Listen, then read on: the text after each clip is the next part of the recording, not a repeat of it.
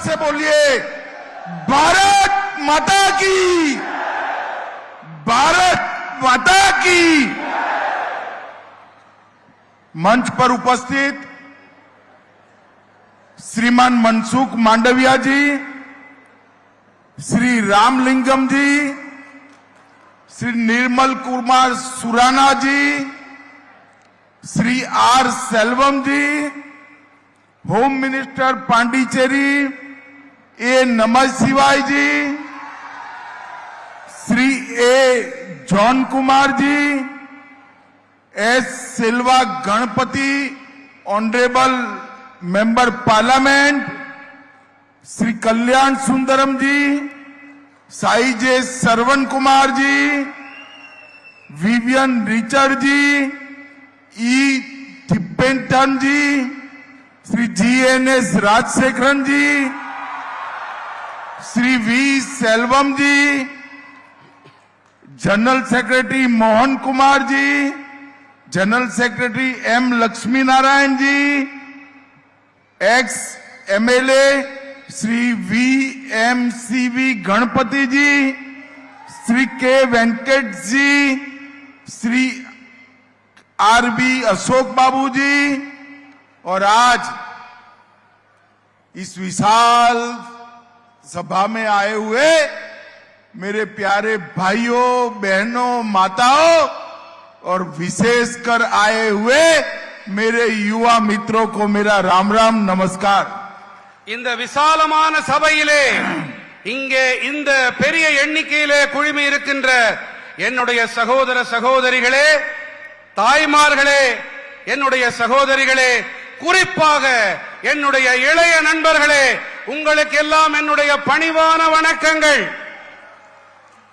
भाइयों बहनों, सबसे पहले मैं पवित्र तिरुनल्लार शनि ईश्वर और मां भद्रकाली को प्रणाम कर कर मेरी बात की शुरुआत करता हूं।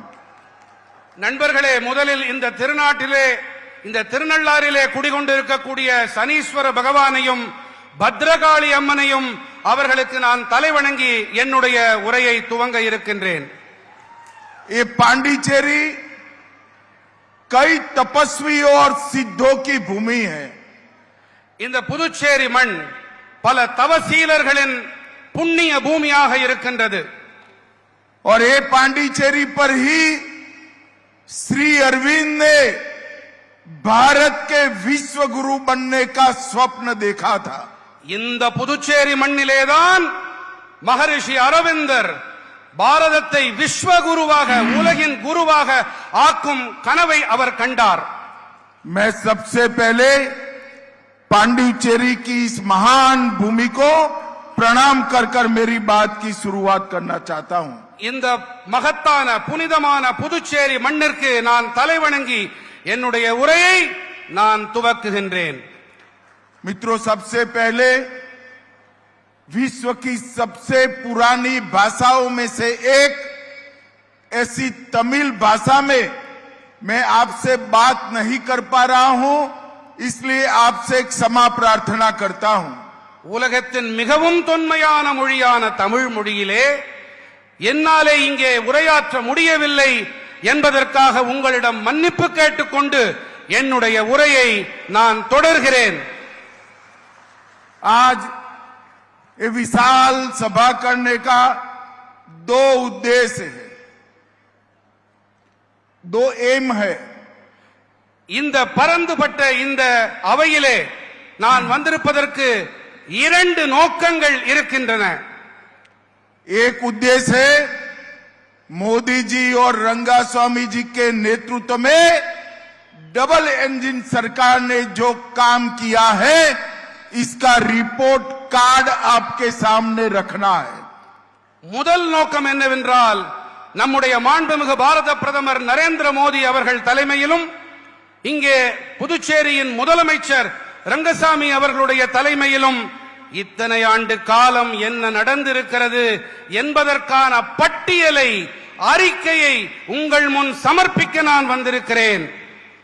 मित्रों, और दूसरा उद्देश्य है कि यूपीए ये इंडी अलायंस जो थिया शक्ति है उसको बेनकाब करना है, उसका पर्दाफाश करना है। இரண்டாவது நோக்கம் என்னவென்று சொன்னால் இந்த இண்டி கூட்டணி இருக்கிறதே இவர்களுடைய தீய நோக்கம் அந்த திரையை கிழித்தெறிவதற்காகவும் நான் இங்கே வந்திருக்கிறேன்। 5 साल पहले पांडिचेरी की जनता ने यहां मोदी जी के और रंगास्वामी जी के नेतृत्व में एक एनडीए सरकार बनाई। 5 ஆண்டுகள் முன்பாக இந்த இடத்திலே புதுச்சேரி மக்கள் மோடிஜி மேலும் ரங்கசாமி அவர்களின் தலைமையின் கீழே இங்கே என்டிஏ அரசை அமைத்து அளித்தார்கள்। और ये सरकार ने 3 काम किए हैं। एक, यहां पर भ्रष्टाचार को समाप्त कर दिया है। இங்கே இந்த என்டிஏ அரசாங்கம் 3 வேலைகளை செய்திருக்கிறது। ஒன்று, இங்கே ஊழலை ஒரு முடிவுக்கு கொண்டு வந்திருக்கிறது। दूसरा,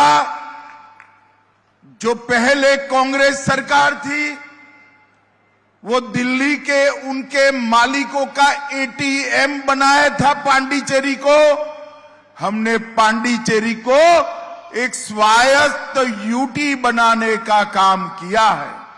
இரண்டாவது விஷயம் என்னவென்றால் முன்னர் இங்கே இருந்த காங்கிரஸ் அரசாங்கம் புதுச்சேரியை தில்லிக்கு அடிபொடியாக அடிமையாக ஆக்கி வைத்திருந்தது। ஆனால் என்டிஏ அரசாங்கமோ இங்கே சுயமாக விளங்கும் சுயமாக செயல்படும் ஒரு அரசாங்கத்திற்கு ஆதரவளித்து அதை உருவாக்கி இருக்கிறது।